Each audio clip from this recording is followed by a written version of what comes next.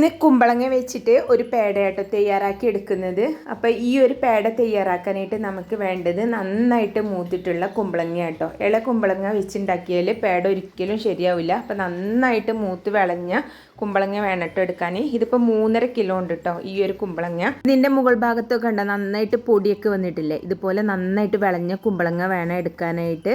അപ്പോൾ ഇത് നല്ലതുപോലെ കഴുകി വൃത്തിയാക്കിയ ശേഷം നമുക്കിതിൻ്റെ കുരുവും തൊലിയൊക്കെ ഒന്ന് കളഞ്ഞെടുക്കണം കേട്ടോ. അപ്പോൾ കുമ്പളങ്ങയുടെ തൊലിയും കുരുവൊക്കെ കളഞ്ഞിട്ട് വലിയ പീസായിട്ട് കട്ട് ചെയ്തെടുത്തിട്ടുണ്ട്. അപ്പോൾ ഇത് കുറച്ച് വലിയ പീസായിട്ട് വേണം കേട്ടോ കട്ട് ചെയ്തെടുക്കാൻ. ഒരുപാടങ്ങ് ചെറിയ പീസാക്കി എടുക്കരുത്, അത്യാവശ്യം വലിയ പീസായിട്ട് വേണം കേട്ടോ കട്ട് ചെയ്തെടുക്കാൻ. അപ്പോൾ ഇത് തൊലിയും കുരുവൊക്കെ കളഞ്ഞ ശേഷം ഈ ഒരു കുമ്പളങ്ങൻ്റെ തൂക്കം എന്ന് പറയുന്നത് 2.25 കിലോ കുമ്പളങ്ങ കേട്ടോ. പിന്നെ നമ്മൾ കുമ്പളങ്ങ കട്ട് ചെയ്തെടുക്കുന്ന സമയത്ത് അതിൻ്റെ മുകൾ ഭാഗവും അതുപോലെ തന്നെ അടിഭാഗത്തെ തൊലിയുടെ ഭാഗമൊക്കെ അത്യാവശ്യം നല്ല കനത്തിൽ തന്നെ കട്ട് ചെയ്ത് മാറ്റി കൊടുക്കണം കേട്ടോ. അപ്പോൾ ഇതൊന്ന് മാറ്റി വെക്കുക. ഇനി നമുക്ക് വേണ്ടത് കുറച്ച് വലിയൊരു പാത്രത്തിൽ ഞാൻ കുറച്ചധികം തന്നെ വെള്ളം എടുത്തിട്ടുണ്ട് കേട്ടോ. ഇനി നമുക്കിതിലേക്കായിട്ട് വേണ്ടത് ഒരു 3/4 ടേബിൾ സ്പൂൺ മുതൽ 1 ടേബിൾ സ്പൂണോളം ചുണ്ണാമ്പ് നമുക്ക് ഈ വെള്ളത്തിലേക്ക് ഇട്ട് കൊടുക്കുക കേട്ടോ. എന്നിട്ട് നന്നായിട്ടൊന്ന് കലക്കിയെടുക്കണം, നന്നായിട്ട് മിക്സാക്കി എടുക്കണം കേട്ടോ വെള്ളത്തിൽ.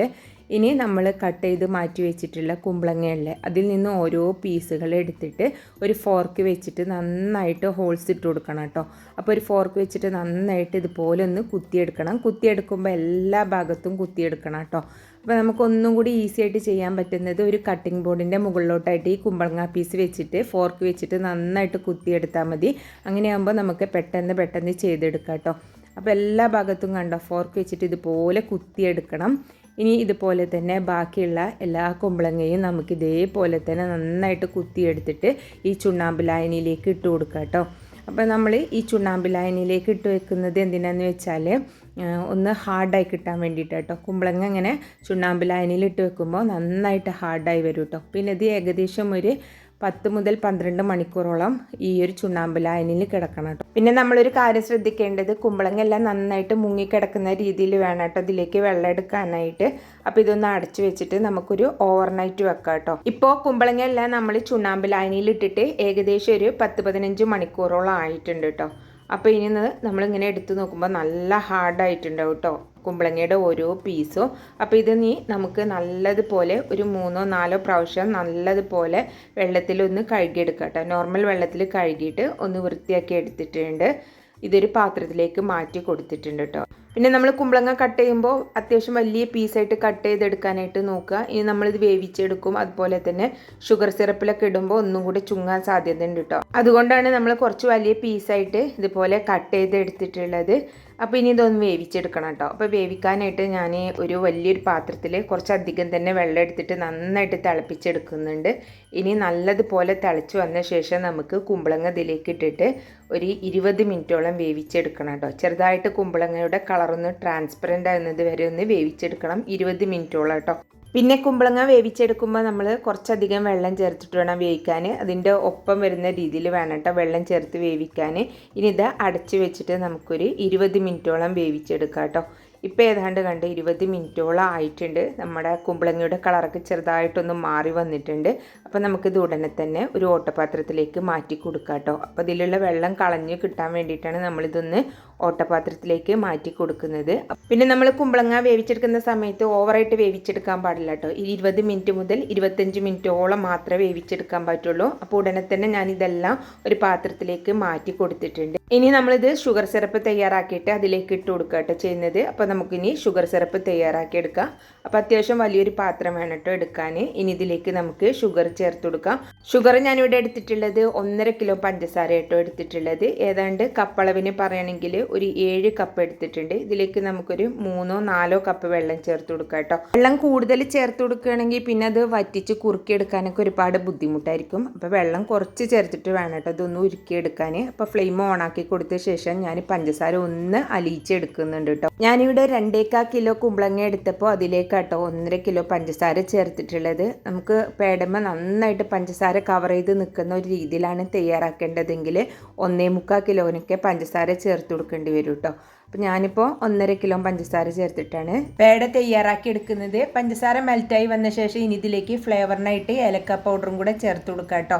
നമുക്ക് എത്രത്തോളം ഫ്ലേവർ വേണോ അതിനനുസരിച്ചിട്ട് വേണം കേട്ടോ ഏലക്ക പൗഡർ ചേർത്ത് കൊടുക്കാനായിട്ട്.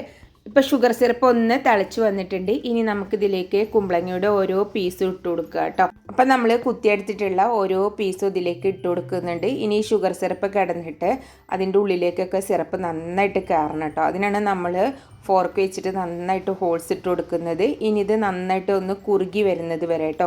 ഏതാണ്ട് ഒരു നൂൽപ്പാലുവം ആകുന്ന തൊട്ട് മുന്നേ ഉള്ള സ്റ്റേജില്ലേ, ആ ഒരു സ്റ്റേജ് ആവുന്നത് വരെ നമ്മൾ ഈ ഒരു ഷുഗർ സിറപ്പ് തന്നെ ഇട്ട് കൊടുക്കണം കേട്ടോ. ഇടയ്ക്ക് ഇളക്കി കൊടുക്കും വേണം. അപ്പോൾ ഇത് എന്താണ്ട് കണ്ടോ, ഒരു നൂൽപ്പരുവത്തിൻ്റെ തൊട്ട് മുന്നേയുള്ള ഒരു ഒട്ടുന്ന പരുവായിട്ടുണ്ട് കേട്ടോ. അപ്പോൾ ഇത്രയും മതി. ഇനി നമ്മൾ ഫ്ലെയിം ഓഫാക്കി കൊടുക്കാം കേട്ടോ. അപ്പോൾ നന്നായിട്ടൊന്ന് മിക്സ് ചെയ്ത ശേഷം ഫ്ലെയിം ഓഫാക്കി കൊടുത്തിട്ടുണ്ട്. ഇനി ഈ സിറപ്പിൽ ഇത് ഒരു ദിവസം കിടക്കണം കേട്ടോ. ആ സിറപ്പിൽ കിടന്നിട്ട് ആ സിറപ്പെല്ലാം ആ കുമ്പളങ്ങൻ്റെ ഉള്ളിലേക്ക് നന്നായിട്ട് പിടിക്കണം കേട്ടോ. ഇപ്പോൾ ഒരു ദിവസത്തിന് ശേഷം കേട്ടോ ഞാനിത് എടുക്കുന്നത്. അപ്പോൾ സിറപ്പൊക്കെ അത്യാവശ്യം നന്നായിട്ട് ഇതിൻ്റെ ഉള്ളിലേക്ക് പിടിച്ചിട്ടുണ്ട്. ഇനി കുറച്ചും കൂടെ സിറപ്പ് ഇതിൽ ബാക്കിയുണ്ട് കേട്ടോ. അപ്പോൾ വീണ്ടും നമ്മളിത് ഫ്ലെയിം ഓണാക്കി കൊടുക്കുക. അതിന് ശേഷം ഇനി ബാക്കിയുള്ള ഈ ഷുഗർ സിറപ്പ് ഫുള്ളായിട്ട് ഡ്രൈ ആയ ശേഷം ഓരോ കുമ്പളങ്ങ പീസിലും അതിങ്ങനെ നന്നായിട്ട് കവർ ചെയ്യുന്ന രീതിയിലാക്കി എടുക്കണം കേട്ടോ. അപ്പോൾ ഇതിങ്ങനെ പഞ്ചസാര ഡ്രൈ ആവുന്നതനുസരിച്ചിട്ട് അതിങ്ങനെ വെള്ള കളറായിട്ട് മാറാൻ തുടങ്ങും കേട്ടോ. അപ്പോൾ ഈ പഞ്ചസാര നമ്മളിങ്ങനെ കുറുക്കിയെടുക്കുന്നതിനനുസരിച്ച് ഓരോ പീസിലും ഇങ്ങനെ വെള്ള കളറിൽ ഇങ്ങനെ പൊതിഞ്ഞ് വരാനായിട്ട് തുടങ്ങും കേട്ടോ. അപ്പോൾ എല്ലാ ഇതിലും ഓരോ പീസിലും അത് നന്നായിട്ട് കവർ ചെയ്യുന്നത് വരെ നമുക്കിത് ഡ്രൈ ആക്കി എടുക്കണം കേട്ടോ. അപ്പോൾ ഒരു മീഡിയം ഫ്ലെയിമിലിട്ടിട്ട് ആക്കി എടുത്താൽ മതി കേട്ടോ. അപ്പോൾ കണ്ടോ പെട്ടെന്ന് ആയി വരും കേട്ടോ. പിന്നെ നമുക്ക് ഈ പേട വേണമെങ്കിൽ ഇഷ്ടമുള്ള കളറ് ചേർത്തിട്ട് ഉണ്ടാക്കിയെടുക്കാം കേട്ടോ. ഇതിൽ റെഡോ ഗ്രീനോ ഇഷ്ടമുള്ള കളറ് നമുക്ക് ചേർത്ത് കൊടുക്കാൻ പറ്റും കേട്ടോ. പിന്നെ നമുക്കിതിലേക്ക് ഇനി ഫ്ലേവറിന് വേണ്ടിയിട്ട് ഞാനിതിലേക്ക് ലേശം കൂടെ റോസ് വാട്ടറും കൂടെ ചേർത്ത് കൊടുക്കുന്നുണ്ട് കേട്ടോ. അതുപോലെ തന്നെ റോസ് വാട്ടറിന് പകരമായിട്ട് നമുക്ക് വേണമെങ്കിൽ കേവര എസൻസ് ഉണ്ടെങ്കിൽ അത് ചേർത്ത് കൊടുത്താലും നല്ല ടേസ്റ്റ് ആട്ടോ. ഇനി ഈ ഫുള്ള് ഷുഗർ ഇതിൽ പൊതിഞ്ഞ് ഒന്ന് കവറായി നല്ല വെള്ള കളറാവുന്നത് വരെ ഇത് മിക്സ് ചെയ്തെടുക്കണം കേട്ടോ. അപ്പോൾ ഏതാണ്ട് കണ്ടോ ഇത് റെഡിയായി തുടങ്ങിയിട്ടുണ്ട്. അപ്പോൾ നമുക്ക് എല്ലാ ഷുഗർ ഇതിലേക്ക് നന്നായിട്ട് പിടിച്ച ശേഷം ഫ്ലെയിം ഓഫാക്കി കൊടുക്കുക കേട്ടോ. ഇനി ഇത് കുറച്ചും കൂടി ഇരിക്കുമ്പോൾ ഫുള്ളായിട്ട് പഞ്ചസാര അയിമ കവറായിട്ട് കിട്ടും. ഇത് നമ്മളിനി ഫാൻ്റെ ചോട്ട് വെച്ചിട്ടൊന്നും ഉണക്കേണ്ട ആവശ്യമൊന്നുമില്ല കേട്ടോ. പിന്നെ ഇത് ഉൾഭാഗം നല്ല സോഫ്റ്റും പുറം ഭാഗം നല്ല ക്രിസ്പി ആയിട്ടാണ് ഉണ്ടാവുക. ഉൾഭാഗത്തൊക്കെ നന്നായിട്ട് ഷുഗർ സിറപ്പൊക്കെ കയറിയിട്ടും ഉണ്ടാവും കേട്ടോ. പിന്നെ നമ്മളിത് ഇളയ കുമ്പളങ്ങ വെച്ചിട്ടുണ്ടാക്കിയ ഒരിക്കലും ഇതേപോലെ നമുക്ക് കിട്ടൂല കേട്ടോ. നല്ല വിളഞ്ഞ കുമ്പളങ്ങ തന്നെ വേണം ഇത് ഉണ്ടാക്കാനായിട്ട് എടുക്കാൻ. കണ്ടതിൻ്റെ ഉൾഭാഗത്ത് നല്ല ഷുഗർ സിറപ്പൊക്കെ ഉള്ളിലേക്ക് നന്നായിട്ട് പിടിച്ചിട്ടുണ്ട്. ഇപ്പോൾ വീട്ടിൽ നല്ല വിളഞ്ഞ കുമ്പളങ്ങയൊക്കെ ഉണ്ടെങ്കിൽ നമുക്ക് തന്നെ വീട്ടിൽ ഇത് ഉണ്ടാക്കിയെടുക്കാവുന്നേ ഉള്ളൂ. അപ്പോൾ ഇവിടെ ആഗ്ര പേട റെഡി ആയിട്ടുണ്ട്. അപ്പോൾ ഈ ഒരു പേട നമുക്ക് പല വിധത്തിലുള്ള കളറുകൾ ചേർത്ത് പല ഫ്ലേവറിൽ നമുക്ക് വീട്ടിൽ തന്നെ തയ്യാറാക്കി എടുക്കാൻ പറ്റും.